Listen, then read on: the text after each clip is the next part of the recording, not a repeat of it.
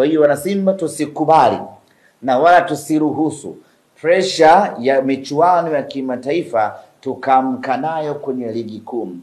Mabaya tuliyofanya kwenye michuano ya kimataifa yakaathiri mwenendo wetu kwenye michuano ya ligi kuu. Huku kwenye ligi kuu tumejipata, tuko vizuri kweli kweli, na kwa mantiki hiyo tunapaswa kuendeleza moto wetu katika ligi kuu, kwa maana ya kushinda mchezo dhidi ya Mbeya City na kushinda mchezo dhidi ya Azam FC. Sasa ili tuweze kushinda michezo hii miwili migumu, ni lazima tusahau yote yaliyotokea kwenye michuano ya kimataifa. Ni lazima tuache lawama zote kwenye michuano ya kimataifa, tusahau yote yaliyopita kwenye michuano ya kimataifa, na badala yake tukusanye nguvu yetu mpya, twende kwenye michuano ya ligi kuu ya NBC.